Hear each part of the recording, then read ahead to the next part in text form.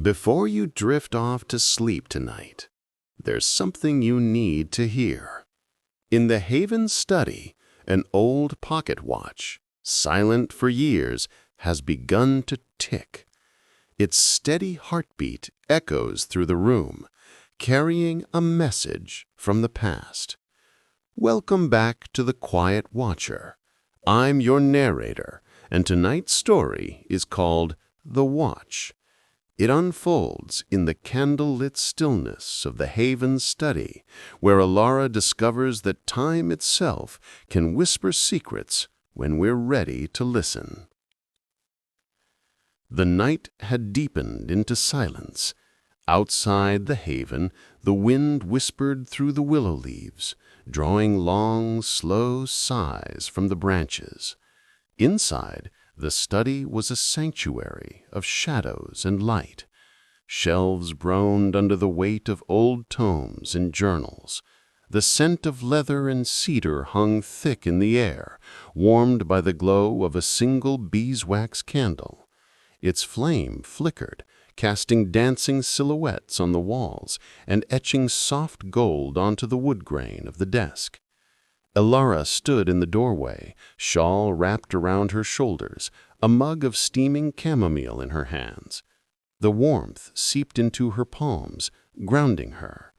She took a deep breath, tasting honey and herbs, and listened. At first, she thought she had imagined it. Then there it was again, faint, rhythmic, undeniable. Tick, tick, tick. It came from the corner of the desk, where an old pocket watch lay untouched for years. The Haven held its breath. Whisper trotted in and leapt onto a low stool, his ears swiveling toward the sound, golden eyes reflecting the candlelight. Elara felt that familiar stir within her. In the quiet, all answers wait. Tonight, something unseen was stirring beneath the calm surface of her world. The watch was a small, ornate thing, brass casing etched with ivy and roses, worn smooth by the hands of its previous owner, Elara's father. For as long as she can remember, it had lain silent, a relic of a time she rarely spoke of.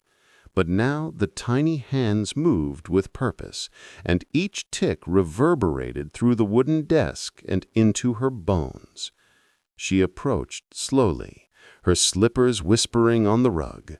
The air around the desk felt different, charged and cool.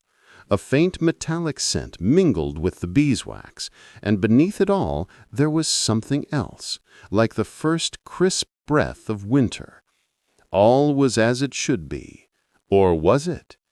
Elara ran her finger along the chain, feeling its weight, its chill. The second hand, shaped like a delicate arrow, swept forward with measured grace. Whisper crouched beside the watch, paws tucked neatly under him. He tilted his head, whiskers quivering, as if he too could hear a voice hidden in the ticking. Elara smiled despite herself.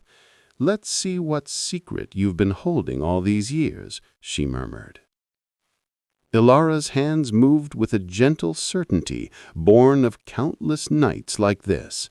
She lifted the watch and felt its warmth settle into her skin, its steady beat aligning with her pulse.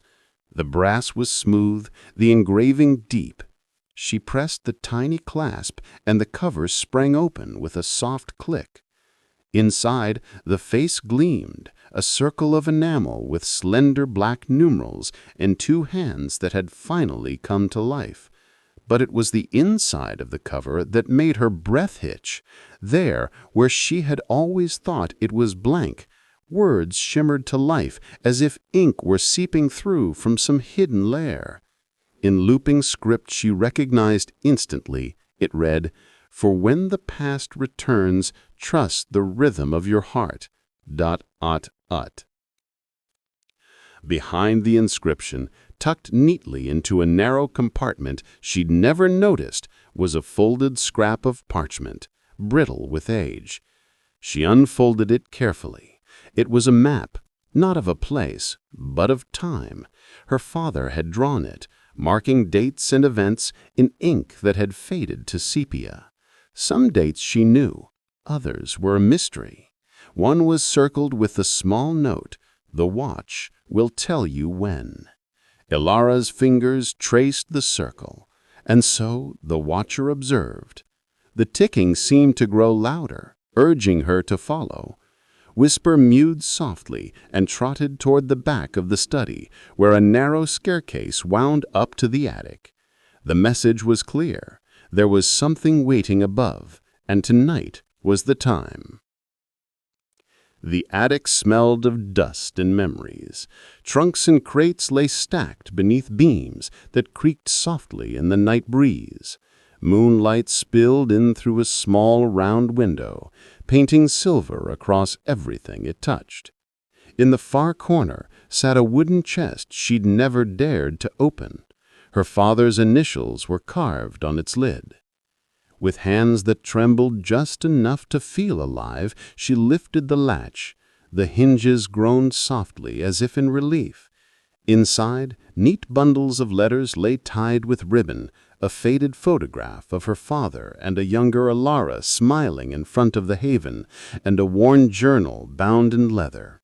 She opened the journal to the last page. There, in her father's handwriting, were his final thoughts, reflections on letting go, on trusting time, on knowing when to hold on and when to set things free. He wrote of how he'd wrestled with regret until he realized that clinging only chained him to the past. He'd promised himself and her that when she was ready, he'd help her do the same.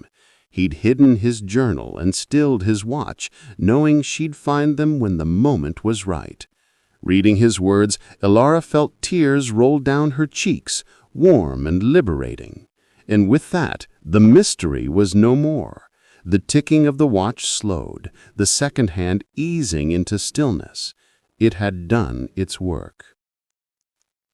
Elara hugged the journal to her chest. The attic seemed to breathe with her, expanding and settling. She closed the trunk gently and held the watch once more. It was silent now, its weight familiar and comforting. She descended the stairs, each step a release, each breath a letting go.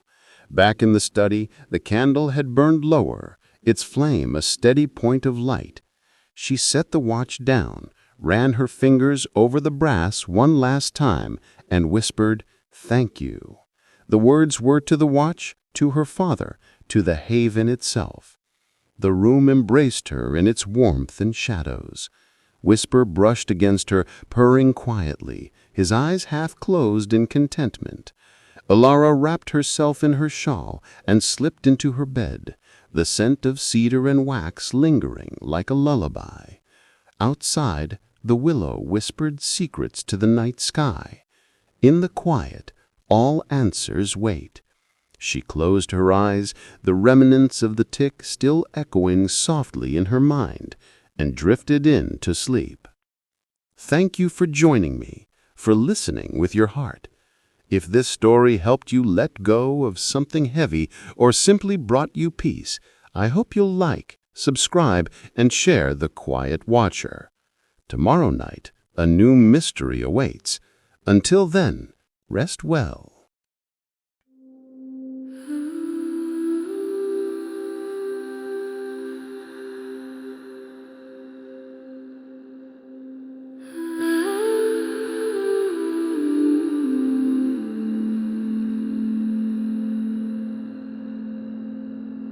In the quiet, all answers wait.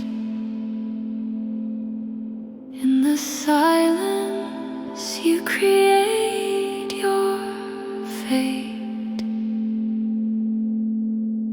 Your mind is the architect of worlds. Your thoughts are the seeds of reality. Every belief you hold shapes the path before you. Every choice you make writes your destiny. You are not a passenger in this life. You are the creator, the dreamer, the light. Wake up to your power, claim your throne. Your potential is infinite, you've always known. Awaken to your truth, awaken to your power, awaken to the God within. This is your finest hour. Your mind is free, your spirit soars. Your future is yours to create. No limits, no chains, no closed doors. You are the master of your fate. They told you to sleep, to follow the line, to surrender your will to the collective mind. But you are awake now, you see the truth, that your consciousness is the ultimate proof.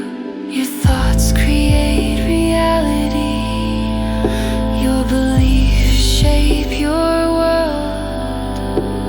Your power is infinite, your potential unfurled.